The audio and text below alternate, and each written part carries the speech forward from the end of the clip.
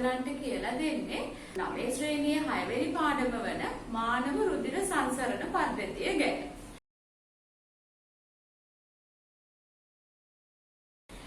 ඉතින් දුවේ පුතේ මේ රුධිර සංසරණ පද්ධතිය අපිට උදව් වෙනවා අපේ සිරුර පුරා ද්‍රව්‍ය පරිවහනය කරන්න.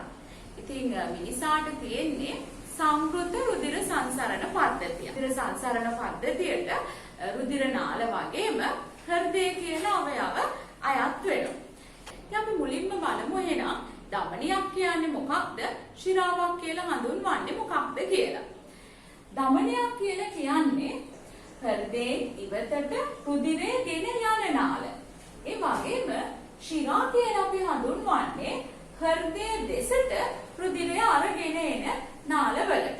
රුධිර සංසරණ පද්ධතියේ වැදගත්ම අවයවය තමයි හෘදය කියලා කියන්නේ. ඉතින් හෘදය ඇත්තටම පොම්පයක් විදිහට තමයි ක්‍රියා කරන්නේ. ඒ කියන්නේ මේ රුධිර සංසරණ පද්ධතියේ රුධිර නාලවලට රුධිරය පොම්ප කරන්නේ හෘදය මගින්. ඉතින් අපි මුලින්ම බලමු එහෙනම් මිනිසාගේ හෘදය පිහිටලා තියෙන්නේ කොහෙද කියලා. මිනිසාගේ හෘදය පිහිටලා තියෙන්නේ උරස් කුහරයේ වම් පැත්තට බරව. දුවල පුතාලට පේනවා ඇති මම මේ ඇඳලා තියෙන්නේ මිනිසාගේ හෘදයේ හරස් කඩ. ඉතින් රූප සටහන ඇසුරින් අපි පැහැදිලි කරගනිමු මිනිසාගේ හෘදයේ තියෙන ප්‍රධාන කොටස් ටික මොනවාද කියලා. මිනිසාගේ හෘදය ගත්තාම ප්‍රධාන කුටීර 4ක් තියෙනවා. මේ ඉහළින් තියෙන කුටීර 2යි, මේ පල්ලෙහායින් තියෙන කුටීර 2යි. මේ ඉහළින් තියෙන කුටීර වලට අපි කියනවා දුවේ පුතේ කර්ණිකා කියලා. ඒ වගේම මේ පහළින් තියෙන කුටීර අපි හඳුන්වනවා කෝෂිකා කියලා. එතකොට මෙන්න මේ වම් පැත්තේ තියෙන කුටීරය අපි කියනවා වම් කර්ණිකාව. ඒ වගේම ඊට පහළින් තියෙන කුටීරය අපි හඳුන්වනවා වම් කෝෂිකාව කියලා. ඊළඟට මේ ඉහළින් තියෙන කුටීරය අපි හඳුන්වනවා දකුණු කර්ණිකාව. ඒ වගේම පහළින් තියෙන කුටීරය අපි හඳුන්වනවා දකුණු කෝෂිකාව කියලා. ඊළඟට අපි බලමු දුවේ පුතේ මේ කර්ණිකා සහ කෝෂිකා වලට විවෘත වෙන රුධිර නාල මොනවද කියලා. අපි මුලින්ම පටන් ගනිමු වම් කර්ණිකාවෙන්. වම් කර්ණිකාවට විවෘත වෙනවා රුධිර නාල දෙකක්. මේ රුධිර නාල දෙක අපි හඳුන්වනවා පුප්පුසීය ශිරා කියලා. පුප්පුසීය කියලා කියන්නේ පෙනහළු කියන එක. ඒ කියන්නේ මේ රුධිර නාල දෙක පෙනහළු වල ඉඳලා හෘදය වෙතට රුධිරය අරගෙන එන නාල තමයි මේ පුප්පුසීය ශිරා කියලා හඳුන්වන්නේ. ඊළඟට මේ වම් කෝෂිකාව බැලුවාම ඔයගලන්ට පේන්නේ මෙන්න මෙතන වම් කෝෂිකාවේ ඉඳලා විවෘත වෙනවා රුධිර නාලයක්. මේ රුධිර නාලය අපි හඳුන්වනවා සංස්ථානික මහා ධමනිය කියලා. ඊළඟට අපි හෘදයේ දකුණු පැත්ත බැලුවොත් පුතාලා දුවලට පේන්නේ දකුණු කර්ණිකාවට විවෘත වෙනවා රුධිර නාල දෙකක්. මේ ඉහළින් එන රුධිර නාලයට අපි කියනවා උත්තර මහා ශිරාව කියලා. පහළින් එන රුධිර නාලය අපි හඳුන්වනවා අදර මහා ශිරාව කියලා. ඊළඟට දුවේ පුතේ ඔයගලන්ට පේනවා ඇති මේ දකුණු කෝෂිකාවෙම විවෘත වෙනවා රුධිර නාලයක්. මෙන්න මේ රුධිර නාලයට අපි කියනවා පුප්පුසීය මහා ධමනිය කියලා. ඉතින් මේ පුප්පුසීය මහා ධමනිය දෙපැත්තට බෙදෙනවා. ඉතින් මම අර කලින් කිව්වා වගේ පුප්පුසීය කියලා කියන්නේ පෙනහළුනේ. ඉතින් මේ ධමනිය දෙකට බෙදලා ගමන් කරන්නේ පෙනහළු වෙතට. ඊළඟට දුවේ පුතේ මම ඔයගලන්ට කියලා දෙන්නේ මේ හෘදයේ තියෙන කපාට ගැන. මුලින්ම අපි බලමු මේ වම් කර්ණිකාවත් වම් කෝෂිකාවත් අතර තියෙන කපාටය ගැන. වම් කර්ණිකාවත් වම් කෝෂිකාවත් අතර තියෙන මෙන්න මේ කපාටයට අපි කියනවා ද්විතුණ්ඩ කපාටය කියලා. මේ කපාටය අපි මෛත්‍රී කපාටය කියලා හඳුන්වනවා. ඊළඟට දකුණු කර්ණිකාවත් දකුණු කෝෂිකාවත් අතර තියෙන කපාටය අපි හඳුන්වනවා ත්‍රිතුණ්ඩ කපාටය කියලා. ඒ වගේම දුවේ පුතේ මෙන්න මේ මහා සංස්ථානික මහා ධමනිය ආරම්භ වන ස්ථානයේ මේ පුප්පුසීය මහා ධමනිය ආරම්භ වන ස්ථානයේ තවත් කපාට දෙකක් තියෙනවා. මෙන්න මේ කපාට වලට අපි කියනවා අඩසඳ කපාට කියලා. අඩසඳ කපාට. ඊළඟට අපි බලමු දුවේ පුතේ කොහොමද මේ හෘදය හරහා රුධිරය සංසරණය වෙන්නේ කියලා. ඉතින් අපි පටන් ගමු එහෙනම් දකුණු කර්ණිකාව පැත්තේ. ඒක ඔයගලන්ට පේන වැඩි මම මෙන්න මේ ශිරාවට අපි කියනවා උත්තර මහා ශිරාව කියලා. උත්තර මහා ශිරාවෙන් කරන්නේ මේ දේහයේ ඉහළ කොටසේ තියෙන ඔක්සිජන් සාන්ද්‍රණය අඩු රුධිරය හෘදයේ දකුණු කර්ණිකාව වෙතට අරගෙන එන එක. එතකොට මම ඊතල වලින් ඔයගලන්ට පෙන්නන්නම්. දැන් මේ රුධිරය කර්ණිකාවට එනවා. ඒ වගේම තමයි දුවේ පුතේ මේ අදර මහා ශිරාවෙන් දේහයේ අදර කොටස, ඒ කියන්නේ දේහයේ පහළ කොටසේ තියෙන ඔක්සිජන් අඩු රුධිරය හෘදයේ දකුණු කර්ණිකාවට අරගෙන එනවා. එතකොට දුවේ පුතේ දැන් මේ දකුණු කර්ණිකාව තුල තියෙන්නේ ඔක්සිජන් සාන්ද්‍රණය අඩු. ඒ කියන්නේ ඔක්සිජන් ප්‍රමාණය අඩු. හැබැයි කාබන් ඩයොක්සයිඩ් සාන්ද්‍රණය වැඩි රුධිරය. සාමාන්‍ය විවාහාරයේදී අපි අපිරිසිදු රුධිරය කියලා හඳුන්වන්නේ මෙන්න මේ විදියට ඔක්සිජන් සාන්ද්‍රණය අඩු. හැබැයි කාබන් ඩයොක්සයිඩ් සාන්ද්‍රණය වැඩි රුධිරයට. ඊළඟට මේ කර්ණිකා සංකෝචනය වෙනවත් එක්කම දකුණු කර්ණිකාවත් දකුණු කෝෂිකාවත් අතර තියෙන ත්‍රිතුණ්ඩ කපාටය විවෘත වෙන ඔක්සිජන් සාන්ද්‍රණය අඩු රුධිරය ගමන් කරනවා දකුණු කෝෂිකාව තුළට. ඊළඟට මේ කෝෂිකා සංකෝචනය වෙනවා.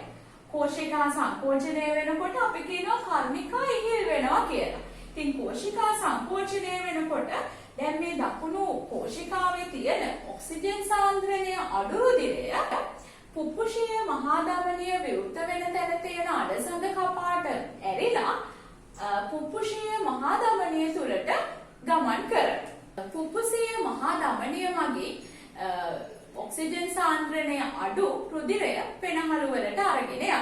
ඊළඟට පෙනහළු වල තියෙන ගර්ත තුළදී රුධිරයේ තියෙන කාබන් ඩයොක්සයිඩ් ගර්ත වලට විසරණය වෙලා මේ ගර්ත වල තියෙන ඔක්සිජන් රුධිරයට විසරණය වීමක් සිද්ධ වෙනවා. ඊළඟට මේ ඔක්සිජන් සහිත රුධිරය පුප්පුෂීය ශිරා මගින් අරගෙන එනවා හෘදයේ වම් කර්ණිකාවට. දැන් වම් කර්ණිකාව තුල තියෙන රුධිරයේ ඔක්සිජන් සාන්ද්‍රණය වැඩි. ඉතින් වම් කර්ණිකාවට රුධිරය ආවට පස්සේ කර්ණිකා සංකෝචනය වෙනවා. කර්ණිකා සංකෝචනය වෙනකොට වම් කර්ණිකාව හා වම් කෝෂිකාව අතර තියෙන ද්විතුණ්ඩ කපාටය විවෘත වෙලා මේ ඔක්සිජන් සහිත රුධිරය ගමන් කරනවා වම් කෝෂිකාවට.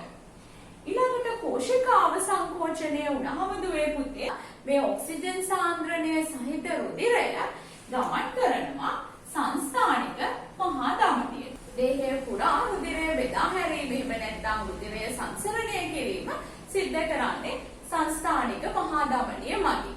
ඒ වගේම දුවේ පුතේ ඔයගොල්ලන් මේ රූප සටහන දිහා බැලුවාම ඔයගොල්ලන්ට පේන වෙන්නේ මම වම් කෝෂිකාවේ විත්තිය දකුණු කෝෂිකාවේ විත්තියට වඩා ටිකක් ඝනකම්ව තමයි ඇදලා තියෙන්නේ.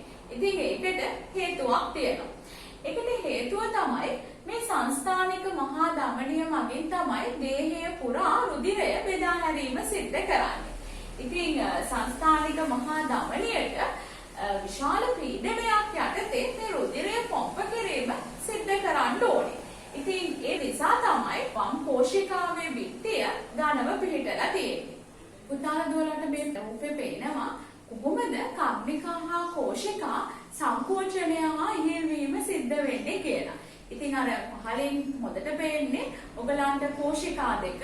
ඒ වගේම දකුණු කෝෂිකාව වඩාත් හොඳට පැහැදිලිව පේනවා. ඒ දකුණු කෝෂිකාවේ ඉහළින් තියෙන්නේ ත්‍රිතුණ්ඩ කපාටය. ඉතින් මේ ත්‍රිතුණ්ඩ කපාටය විවෘත වෙනවා වැහෙන හැටි පුතාලා දුරට පැහැදිලිව බලා ගන්න පුළුවන්.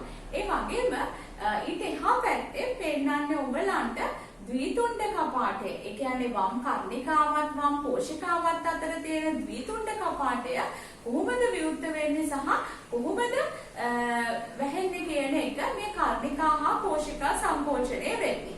ඒ වගේම ඊට ඉහළින් පුතාලා දුවලට දකින්න පුළුවන් වෙන්නේ අඩසඳ කපාටයක් විවෘත වෙනවා වැහෙන ආකාරය. ඊළඟට මම ඔයගලන්ට කියලා දෙන්න යන්නේ රුධිරයේ සංඝටක හා ඒ සංඝටක වලින් සිද්ධ කෙරෙන කාර්යයන් ගැන. ඉතින් අපි මුලින්ම බලමු මොනවද මේ රුධිරයේ තියෙන සංඝටක කියන්නේ කියලා. රුධිරය කියලා කියන්නේ දුවේ පුතේ තරලමය පටකයක්.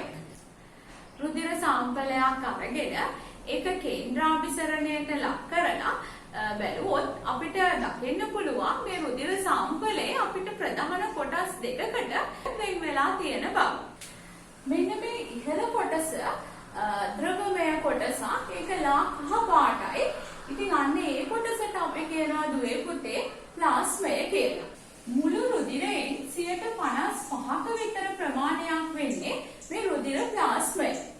ඒ වගේම මේ පල්ලෙහාට බැහැලා තියෙන ටිකක් උකු ඝන කොටසට අපි කියනවා දේහාණු කියලා. මෙන්න මේ කොටසට අපි කියනවා දේහාණු කියලා. ඒක මුළු පරිමාවෙන් 45%ක පමණ ප්‍රමාණයක් වෙනවා. මුළු පරිමාවෙන් 45%ක ප්‍රමාණයක්. එතකොට මේ තමයි රුධිරයේ තියෙන ප්‍රධාන කොටස් දෙක. එකක් අපි හඳුන්වනවා රුධිර ප්ලාස්මය, අනිත් කොටස අපි හඳුන්වනවා දේහාණු කියලා. රුධිරය ගත්තාම මම කියවා ප්‍රධාන කොටස් දෙකකට වෙන් කරගන්න පුළුවන් අපිට. ඒ තමයි රුධිර ප්ලාස්මය සහ රුධිර දේහාණු කියලා. ඉතින් මේ රුධිර දේහාණු ගත්තාම තවත් කොටස් තුනකට අපිට වෙන් කරන්න පුළුවන්. රතු රුධිරාණු, සුදු රුධිරාණු හා රුධිර පට්ටිකා කියලා කියන්නේ. ඊළඟට රුධිර ප්ලාස්මය ගත්තොත් දුවේ පුතේ රුධිර ප්ලාස්මයෙන් වැඩි ප්‍රතිශතයක් තියෙන්නේ ජලය. ඊට අමතරව ජලයේ ද්‍රව්‍ය සංයෝග වගේම ජලයේ අද්‍රව්‍ය සංයෝගත් මේ රුධිර ප්ලාස්මය තුළ තියෙනවා. ඉතින් අපි මුලින්ම බලමු මේ රුධිරයේ තියෙන දේහාණු ගැන. ඉතින් මම මුලින්ම කතා කරන්නේ රතු රුධිරාණු ගැන. මේ රතු රුධිරාණු වලට අපි කියනවා රක්තාණු කියලා. සාමාන්‍යයෙන් රක්තාණු වල ආයු කාලය නම් දින 120ක් පමණ වෙනවා. ඒ වගේම මේ රක්තාණු ඇති වෙන්නේ අපේ අස්ථිවල තියෙන ඇට මිදුළු සෛලවල. අක්මාව හා ප්ලීහාව කියන ඉන්ද්‍රියයන් තුලදී තමයි මේ රතු රුධිරාණු නැත්නම් රක්තාණු විනාශ වෙන්නේ. රතු රුධිරාණු වල තියෙනවා හිමෝග්ලොබින් කියන සංයෝගය. මේක රතු පාට වර්ණකයක්. ඒ වගේම මේ හිමෝග්ලොබින් කියලා කියන්නේ ප්‍රෝටීන් එකක්. ඉතින් මේ හිමෝග්ලොබින් වල කාර්යය තමයි ඔක්සිජන් පරිවහනය කිරීම. ඉතින් රක්තාණු වල ප්‍රධාන කාර්යය වෙන්නේ ඔක්සිජන් පරිවහනය කිරීම. ඊළඟට අපි බලමු සුදු රුධිරාණු ගැන. මේ සුදු රුධිරාණු වලට අපි කියනවා ශ්වේතාණු කියලා. ඉතින් සුදු රුධිරාණු වර්ග 5ක් තියෙනවා. ඉතින් මේ සුදු රුධිරාණු සෛල රක්තාණු වලට වඩා ප්‍රමාණයෙන් විශාලයි. ඒ වගේම මේවා අවර්ණයි. දැන් රක්තාණු නම් රතු පාටයිනේ. ඒ නිසානේ අපි ඒවට රක්තාණු කියලා කියන්නේ. නමුත් මේ ශ්වේතාණු නැත්නම් සුදු රුධිර සෛල වලට වර්ණයක් නැහැ. ඒ වගේම මේ සුදු රුධිරාණු අපිට වැදගත් වෙනවා දේහය රෝග වලින් ආරක්ෂා කර ගැනීම සඳහා. ඉතින් අපේ ශරීරය තුළට ව්‍යාධි ජනක ක්ෂුද්‍රජීවීන් ඇතුළු වුණාම ඒ ක්ෂුද්‍රජීවීන් විනාශ කිරීමට අවශ්‍ය වන ප්‍රතිදේහ නිපදවීම සිද්ධ කරන්නේ සුදු රුධිරාණු මගින්. ඒ වගේම මේ සුදු රුධිරාණු වලට පුළුවන් අපේ දේහයට ඇතුළු වෙන විස බීජ භක්ෂණය මගින් විනාශ කරන්න. මේකට අපි කියනවා සෛල භක්ෂකතාවය කියලා. ඊළඟට මම ඔයගලන්ට කියලා දෙන්නේ රුධිර පට්ටිකා ගැන. ඉතින් රුධිර පට්ටිකා කියලා කියන්නේ සෛල නෙමෙයි. ඒවා සෛල වලින් කැඩිලා ගිය කොටස්. මේ රුධිර පට්ටිකා අපිට වැදගත් වෙනවා රුධිරය කැටි ගැසීමෙන්. මේ රුධිරය කැටි ගැහෙනවා කියලා කියන්නේ දුවේ පුතේ තුවාලයක් වුණාම ඔයගොල්ලෝ දැකලා ඇති. එතන රුධිරයේ වහනය වීම ටික වෙලාවකින් නවතිනවා රුධිර කැටියක් ඇතිවීම නිසා. ඉතින් මේ රුධිරයේ කැටි ගැසීම සඳහා තමයි මේ රුධිර පට්ටිකා වැදගත් වෙන්නේ. ඒ වගේම සමහර වෛරස් රෝගවලදී අපි මේ දේහයේ තියෙන රුධිර පට්ටිකා සංඛ්‍යාව සෑහෙන ප්‍රමාණයක් අඩු වෙන්න පටන් ගන්නවා. ඉතින් ඒ වගේ රෝගවලට උදාහරණ තමයි එකක් තමයි ඩෙන්ගු රෝගය. ඉතින් ඩෙන්ගු රෝගයේදී වෛරස් ආසාදනයක් නිසා මේ රුධිර පට්ටිකා ප්‍රමාණය අඩු වෙනවා. ඒ වගේම දුවල පුතාලා අහලා තියෙනවද දන්නේ මීඋණ කියලා රෝගයක් තියෙනවා. ඉතින් මීඋණ රෝගයට රෝගකාරකය වෙන්නේ බැක්ටීරියාවක්. ඉතින් මේ බැක්ටීරියාව අපේ දේහය තුළට ඇතුළු වුණාම අපේ දේහයේ රුධිර පට්ටිකා ප්‍රමාණය අඩුවීමක් සිද්ධ වෙනවා. ඊළඟට අපි බලමු දුවේ පුතේ මේ රුධිර ප්ලාස්මේ කාර්යයන් මොනවද කියලා. රුධිර ප්ලාස්මේ ප්‍රධාන කාර්යය තමයි ද්‍රව්‍ය පරිවහනය කිරීම. ආහාර ජීර්ණය සිද්ධ වුණාට පස්සේ ආහාර ජීර්ණයේ අන්තඵල, ඒ වගේම ಖನಿಜ ලවණ, විටමින් වර්ග මේ දේවල් දේහය පුරා අපේ සෛලවලට පරිවහනය කිරීම සිද්ධ වෙන්නේ මේ රුධිර ප්ලාස්මය මගින්. ඒ වගේම තමයි අපේ දේහය තුල සිද්ධ වෙන විවිධ ජීව ක්‍රියාවලදී නිපද වෙන දේහයට අවශ්‍ය නොවන ද්‍රව්‍ය අපි හඳුන්වනවා බහිස්රාවී ද්‍රව්‍ය කියලා. ඉතින් මේ බහිස්රාවී ද්‍රව්‍යයන් ඒ අදාළ අවයව කරා පරිවහනය කිරීම සිද්ධ කරන්නේ රුධිර ප්ලාස්මය මගින්. ඒ වගේම අපේ දේහයේ ජීව ක්‍රියා සඳහා අවශ්‍ය වන එන්සයිම, හෝමෝන, ඒ වගේම විවිධ වායු වර්ග මේ දේවල් පරිවහනය කිරීමක් සිද්ධ කරන්නේ රුධිර ප්ලාස්මය මගින්. ඉතින් මම හිතනවා මේ වීඩියෝ එක මගින් දුවල පුතාලාට හෘදයේ ව්‍යුහය, ඒ වගේම හෘදයේ ක්‍රියාකාරීත්වය, රුධිරයේ සංඝටක ගැන අවබෝධයක් ලැබෙන්න ඇති කියලා. එහෙනම් අපි තවත් මේ වගේ වීඩියෝ එකකින් හමු වෙමු.